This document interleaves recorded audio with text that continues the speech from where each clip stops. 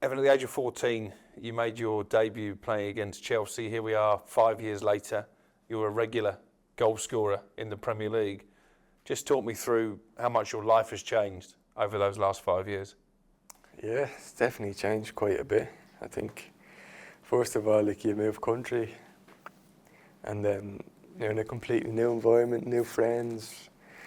You're living in someone else's house for the start of it, and I think everything just new. And like, you come over and you try to settle in, and then you try to settle into the team and try to play as much games as possible and try to do well. Did you have to grow up quite quickly because you moved over here at what, 16, 17? 16, yeah. I think you have to grow up quite quickly, especially it seems to be in the football world, everything sort of happens at a younger age, so you have to be quite mature, and especially in like, the things you do off the pitch, because people will just try like slate you if you do anything, you know what I mean? So you have to be quite careful what you get up to. What, in terms of going out and enjoying yourself, do you end up being quite a secluded character? Do you spend a lot of time at home? I do my own little bits, but you just have to be careful what you do and what sort of time you do it. Can you cook? Can you look after yourself in that department? Yeah, I can cook. Yeah, I'm an okay chef. I won't starve. What are your sort of speciality dishes? Everything's basic. The chicken, pasta, rice. Everything's basic, but it fuels me up, so it's all right.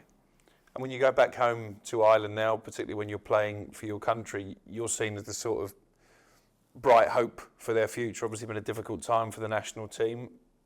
Do you find that gives you a lot of recognition when you do go back home?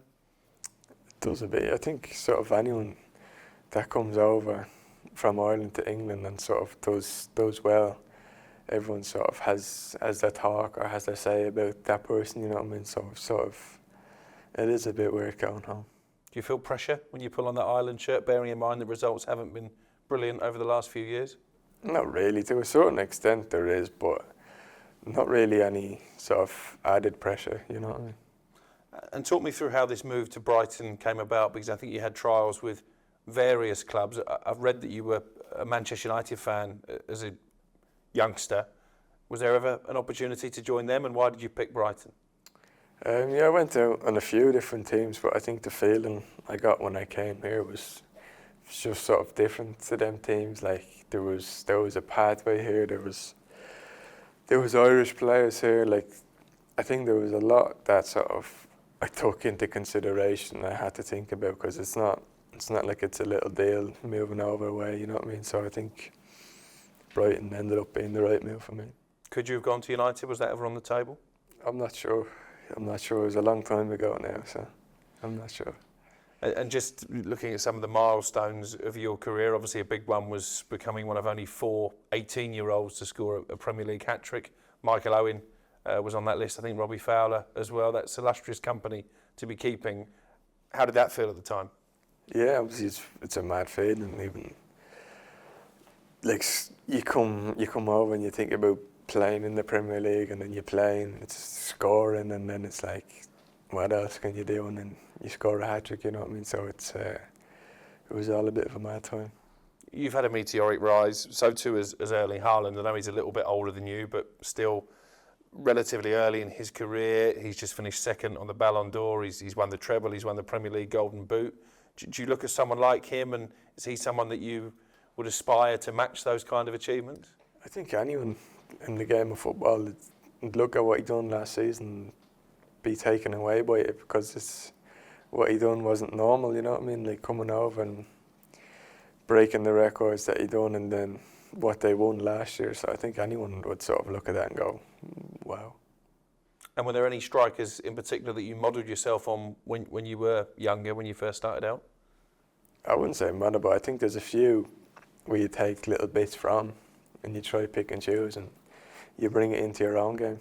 So I think. Who were they then in particular, if you had a sort of list of 3 players that you looked at and that you've taken bits of their game from? I think Harry Kane, looked at him quite a bit. I like Lewandowski. I like watching Ibrahimovic. There's some of the things that he do, some of the little like flicks and the types of finishes that he could produce. You were obviously recruited when Graham Potter was manager. You've had Roberto De Zerbi now last season into this. Very different characters. How much do you enjoy playing for Zerbi? Yeah, very good. I think anyone who gives you an opportunity to play, like, you have to give respect, and he's given me the opportunity, and it's been very good for me personally to come in and play. And the more you play, the more you notice about yourself and your game, and it's been very good for me coming in.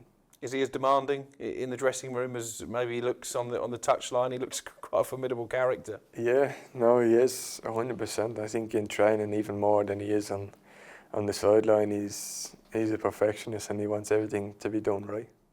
You passed your driving test fairly recently, I believe. How was that? Yeah, it was good. It was good. I had to get that one out of the way. It took a few opportunities? Just a few. Just a few, yeah. Again, I guess that sort of illustrates just how young you are and how much you've achieved. But would you say that driving lessons and driving tests were more nerve-wracking for you than playing in the Premier League? Yeah. I haven't sweated as much from that driving test than I have in a match, I don't think. Never again. How did you used to get about before you passed your test? Did you have someone who drove you to training? I used to have one of the... No, I only live right beside the training ground, so that was all right. But going to the games, I used to have Steve Gibbon. He's like the player liaison. So me and Gibb are good mates now. We had a lot of car journeys. Nice to have your own wheels now, though. Ah, yeah, definitely. Just a couple of sort of quick fire questions, if I can. Who would you say is the toughest defender, toughest opponent you faced so far? I think that's hard to say.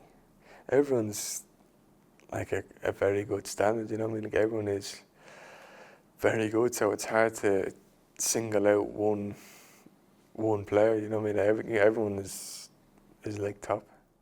Best player you've played with? I'd say probably Alexis.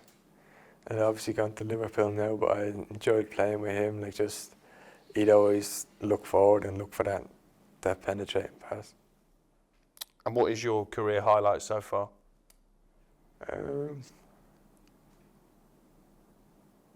Probably just having the opportunity to come over here and play in the Premier League and just be given that opportunity.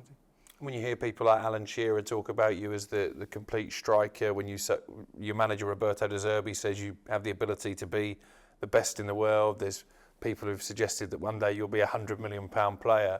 How does that make you feel? Yeah, you can't really do much about it. It doesn't make you play better on the pitch, you know what I mean? So you can't really let it affect you. You just have to keep going and keep giving reasons for them people to keep saying them stuff. You're obviously quite a grounded individual. You come from a very close-knit family. Have you got a friendship group that you've had since you were younger? Do they help keep you grounded?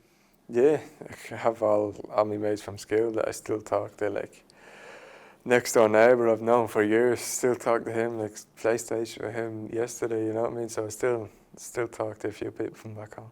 And were you always destined to be a footballer? Because you look at your family tree, you had a relative who played in the same Manchester United side as George Best. Your dad was a professional footballer as well. Was it always going to happen that you'd follow that trajectory? No, it's hard to say that, but I think it was always in the family. Like, there was always a ball around where your cousins are around, you know what I mean, where there's always a ball.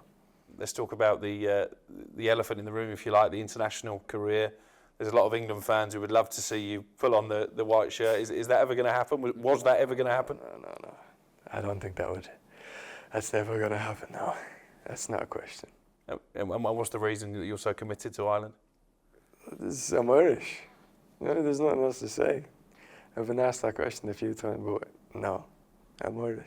And how much would it mean to you if you could lead your country to a major tournament? Because it's been a while now since the Republic graced the World Cup or a Euros. Yeah, I think that would be probably the best feeling that you could have in football, leading the line out for your country. You know, I mean, I don't think there would be a prouder moment.